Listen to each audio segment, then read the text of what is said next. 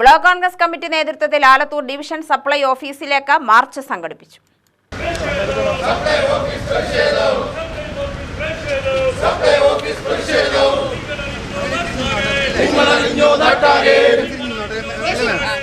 Ration കടകളിൽ ഭക്ഷ്യധാന്യങ്ങൾ എത്തിക്കാത്തതിൽ പ്രതിഷേധിച്ചായിരുന്നു March നടത്തിയത്.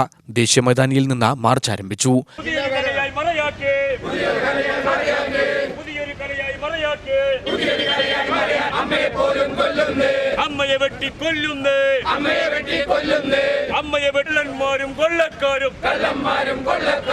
KPCC ജനറൽ സെക്രട്ടറി KA തുളസി ഉദ്ഘാടനം ചെയ്തു.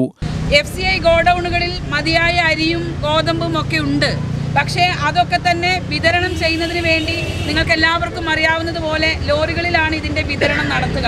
പക്ഷേ കാലങ്ങളായി ഇത് വിതരണം നടത്തിയ ലോറി ഉടമകൾക്ക് അവർക്ക് നിശ്ചിതമായിട്ട് കൊടുക്കേണ്ട വാടക ഏകദേശം 40 കോടിയോളം വരുന്ന തുക ഈ നിമിഷം വരെയും കൊടുത്തു തീർക്കാൻ ഈ സർക്കാരിന് കഴിഞ്ഞിട്ടില്ല. അപ്പോൾ ഈ റേഷൻ മേഖലയിൽ ആദ്യമായിട്ട് സമരം പ്രഖ്യാപിച്ചത് ലോറി ഉടമകളാണ്.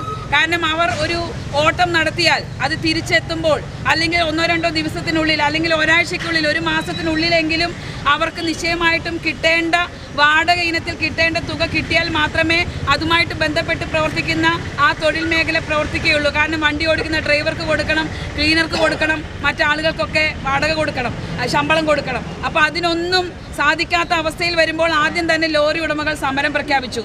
അങ്ങനെ ഈ FCI ഗോഡൌണിൽ കിടക്കുന്ന അരിയും ഗോതമ്പും ഉൾപ്പെടെയുള്ള സാധനങ്ങൾ വിതരണം ചെയ്യാൻ പറ്റാത്തൊരു സാഹചര്യം നമ്മുടെ സംസ്ഥാനത്ത് വന്നു. Block Congress president KV Kannan അധ്യക്ഷനായി.